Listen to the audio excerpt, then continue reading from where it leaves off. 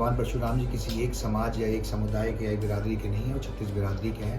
भगवान किसी एक के नहीं होते, सबके होते हैं। और मैं आपके माध्यम से भी 36 बिरादरी को न्योता देना चाहता हूँ। पूरे हरियाणा प्रदेश के हर ज़िले से लोग आ रहे हैं इस कार्यक्रम में। भगवान परशुराम जी शस्त्र की भी बात करते हैं और शास्त्र की भी, लेकिन शस्त्र का इस्तेमाल करने से पहले शास्त्र का ज्ञान होना चाहिए। और ये बैलेंस जो है, संतुलन जो है जी, युवा पीढ़ी को अपने जीवन में सीखना चाहिए।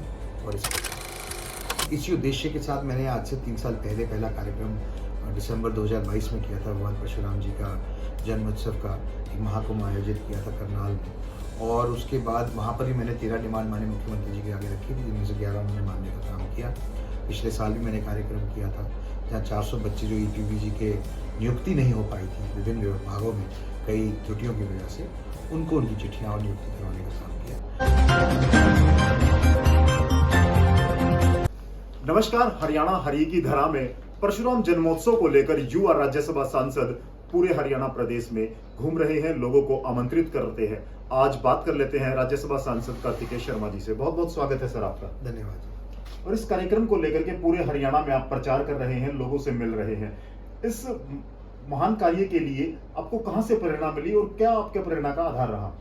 ये प्रेरणा तो भगवान परशुराम जी से मिलती है और मुख्य उद्देश्य भी कार्यक्रम का यही है कि जो हमारे आराध्य हैं उनके जो जीवन का अनुसरण करते हुए हम कैसे उनकी शिक्षा को, उनकी जीवन के सार को, उनकी नीतियों को अगली पीढ़ी तक पहुंचा सकें, युवा पीढ़ी तक पहुंचा सकें, उसका प्रचार प्रसार कर सकें, उसकी पैरोकारी कर सकें। इसी उद्देश्य के साथ मैंने आज से 3 साल पहले पहला कार्यक्रम दिसंबर 2022 में किया था। भगवान परशुराम जी का जन्मोत्सव का एक महाकुंभ आयोजित किया था करनाल में।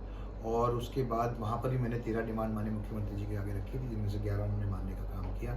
पिछले साल भी मैंने कार्यक्रम किया था जहाँ 400 बच्चे जो ईपीवीजी के नियुक्ति नहीं हो पाई थी विभिन्न विभागों में कई त्रुटियों की वजह से, उनको उनकी चिट्ठियाँ और नियुक्ति करवाने का काम किया। और मैं ये आपके माध्यम से भी कहना चाहता हूँ कि भगवान परशुराम जी किसी एक समाज या एक समुदाय के या एक बिरादरी के नहीं हैं, वो 36 बिरादरी के हैं। भगवान किसी एक के नहीं होते, सबके होते हैं। और मैं आपके माध्यम से भी 36 बिरादरी को न्योता देना चाहता हूँ। पूरे हरियाणा प्रदेश के हर ज़िले से लोग आ रहे हैं इस कार्यक्रम में शामिल होने के लिए, शिरकत करने के लिए और इसको हर्षोल्लास से मनाने के लिए। कार्तिकेय जी, इस बार जो कार्यक्रम है, तीसरा आयोजन है आपका, तो क्या झलकियां क्या रहने वाली है, क्या विशेषताएं हैं और किस तरह से ये खास है? देखिए, खास इसलिए है कि भगवान परशुराम जी का जन्मोत्सव है जी। इससे बड़ी विशेषता क्या हो सकती है? और मेरे हिसाब से भगवान परशुराम जी की सबसे बड़ी विशेषता ये है कि उनका हर युग में वर्णन मिलता है। और हर युग में वर्णन मिलने का कारण ये है कि जो ये लड़ाई है धर्म अधर्म की, अच्छाई बुराई की, इसका वर्णन भी हर युग में मिलता है, चाहे वो त्रेता हो, द्वापर हो, सतयुग हो या कलयुग हो। और आज की जैसी जो परिस्थितियाँ बनी हुई हैं उसमें हमें इस तरह के प्रतीक, हमारे भगवान के प्रतीक जो हैं अच्छाई और बुराई की लड़ाई की, इसमें अच्छाई की जीत होती है, धर्म अधर्म की लड़ाई। तो ऐसे लोगों के ऐसे भगवान और ऐसे प्रेरणा सूत्र हमारे युवा पीढ़ी के लिए आने चाहिए आगे, और उनको उनके बारे में जानकारी होनी चाहिए, और ताकि वो उसको बढ़ा सके, उसका उनका अनुसरण कर सके और अपने जीवन के अंदर उनके जो गुण हैं उनको सम्मिलित कर सके। बिल्कुल। और आज के परिप्रेक्ष्य में महापुरुषों के, संतों के जीवन से प्रेरणा लेकर के आज समाज में जो विसंगतियां हैं उनको दूर किया जा सकता है। और भगवान परशुराम जो त्याग, न्याय और शौर्य के प्रतीक माने जाते हैं, जिन्होंने धर्म युद्ध लड़ा है, और सांसद महोदय का भी मानना है कि इस तरह के आयोजनों से समाज में पारस्परिक भाईचारा बढ़ता है और युवा पीढ़ी को खास संदेश भी मिलता है।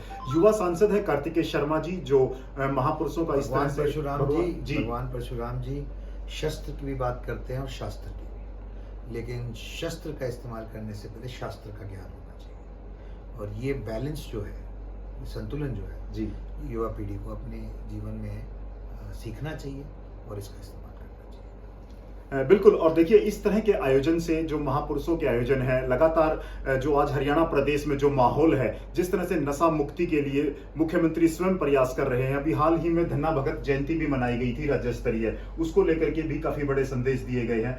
तो अंतिम सवाल मेरा आपसे यही है कि इस कार्यक्रम के माध्यम से युवा सांसद कार्तिकेय शर्मा जी का क्या संदेश क्या रहने वाला है? खासतौर से आप युवाओं को प्रोत्साहित करना चाहते हैं, क्या संदेश है? हमें समय के साथ बदलना चाहिए, टेक्नोलॉजी को इन्वॉल्व करना चाहिए, नॉलेज बढ़ानी चाहिए, ज्ञान का वर्धन करना चाहिए, लेकिन साथ ही साथ अपनी संस्कृति को, संस्कारों को भूलना नहीं चाहिए। जी, धन्यवाद भाई साहब।